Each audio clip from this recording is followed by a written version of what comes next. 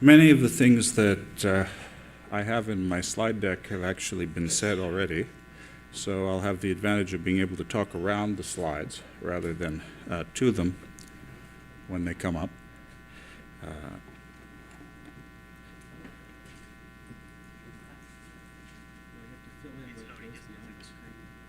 Sorry? You have to fill in whatever fills the screen. Okay, thank you.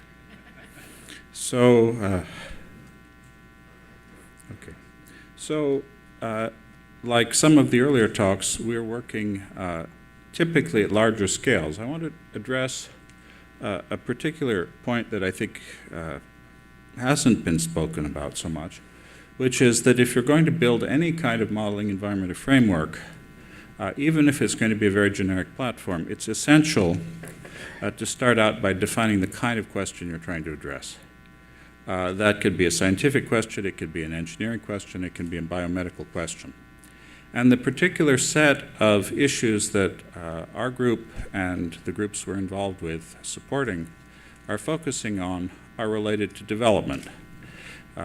Whether it is how you go from a fertilized egg into an organism, whether it's how an organism maintains and repairs itself, that is homeostasis, which in some ways is a harder problem than development, or whether it is what we would call a developmental disease, where failures of homeostasis lead to redeployment of developmental mechanisms and to create pathologies.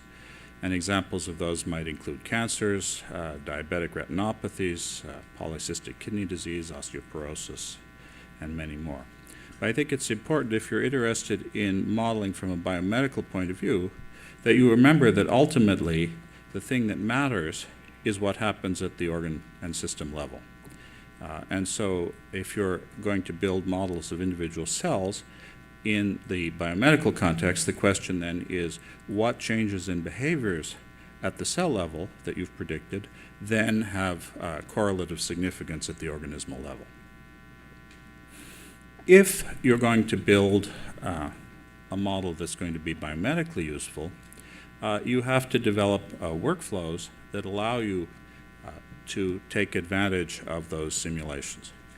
And we've heard a lot about the relationship between experiment and simulation in terms of data generating simulations.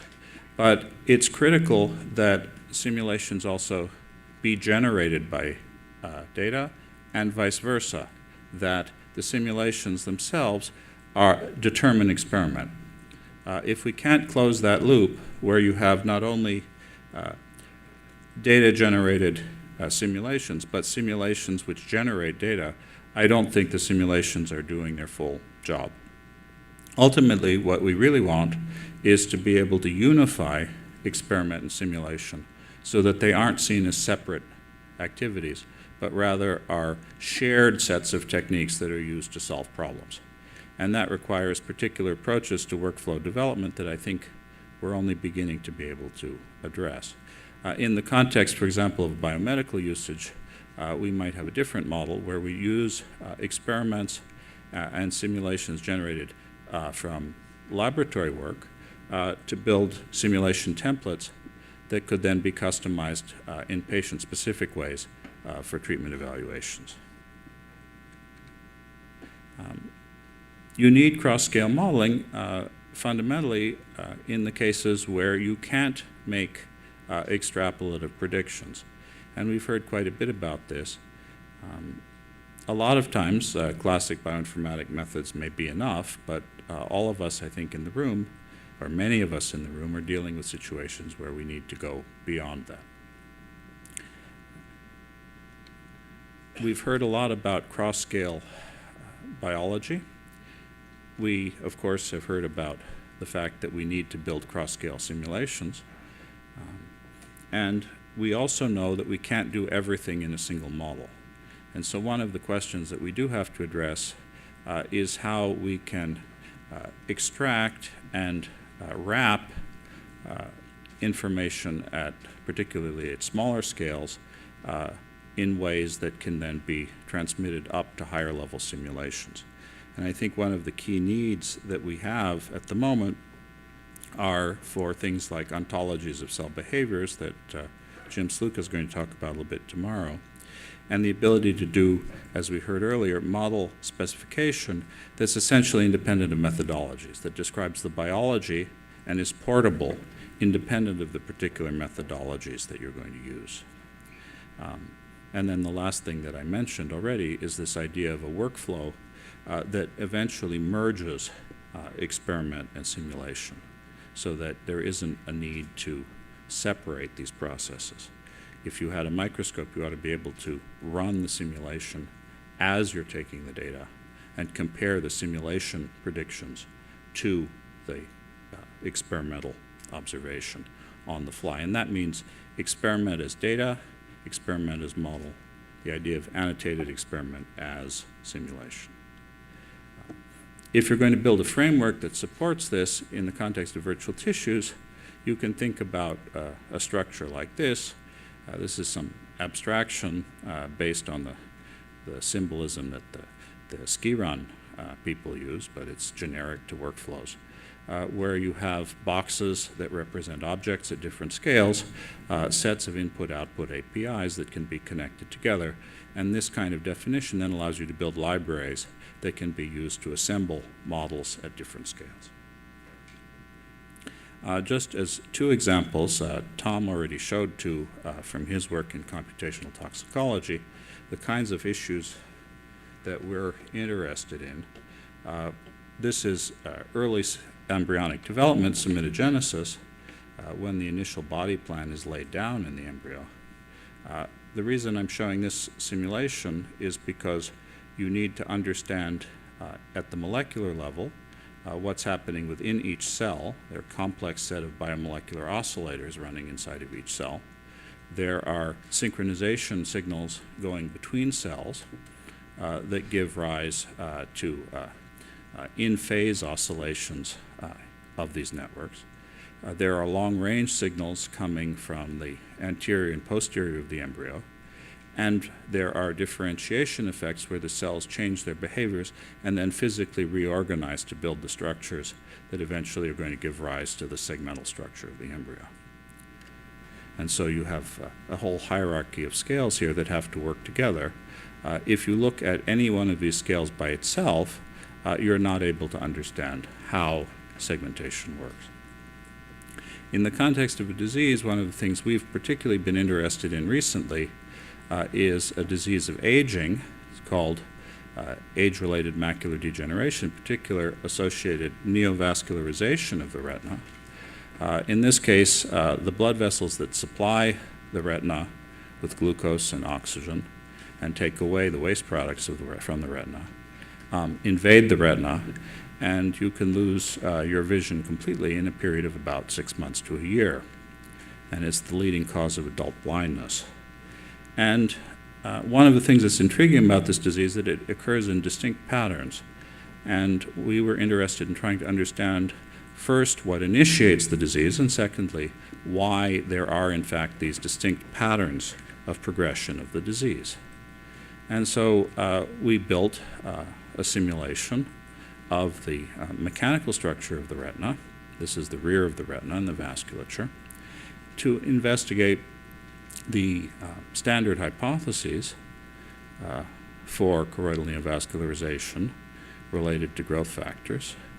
And we were able to show, in fact, that the standard hypotheses don't generate the predicted phenotypes, the observed phenotypes, but that adhesion defects between the cells do.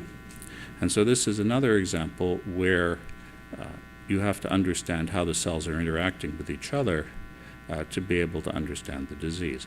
Once you have that kind of mechanistic understanding, you can then actually build a risk map. That's what we have here in the corner, which says that for particular kinds of defects in adhesion, this is a weakening of the adhesion between the retinal pigmented epithelium and the underlying membrane, Brooks membrane here, which is typical of aging. You have a much increased risk of a particular kind of vascular penetration, in this case what's called sub-RPE, choroidal neovascularization. There are other kinds of adhesion defects. You can have adhesion defects within the membrane here, within this, within the retinal pigment epithelium, typical of inflammatory response. In that case, you can also get choroidal neovascularization, but the blood vessels penetrate and spread between the photoreceptors and the pigmented retinal epithelium. That is also an observed phenotype in the disease. And so you're able then to have a simulation that makes predictions about how changes in cell adhesion behavior are going to affect the probabilities of the disease. We heard a little bit from Tom about CompuCell 3D. I don't want to talk too much. It's a simulation environment for multiscale biological modeling. It's been developed over a period of about 15 years. The lead developer is Maciek Swat, who's here. It's tightly coupled with System Biology Workbench, developed by Herbert Sauro, who's also here. And the goal is to provide a set of tools which are open source and have defined APIs that allow you to build these complex models in a transparent way, run them and analyze them. If you're going to build a model of this kind, a framework of this kind, I think maybe we need to, and this was really the point of the talk, were a set of design requirements, and I think these apply as much to a single 3D virtual cell as to anything else. If it's going to be usable in this kind of context as a platform technology, we've heard already about this concept of models as searchable data. I think that that's critical. At the moment, you can't look at a computer program and extract from the computer program an understanding of what the biological model was. Yeah. Data as model, future-proofing, pluggability, encapsulation, templating, refinement, consistent treatment of experimental data. These are all design requirements that we need. And I think you'll hear a lot more about these from people like Laszlo, who are talking next. And these are quite, I think, universal based on our experience. Thanks.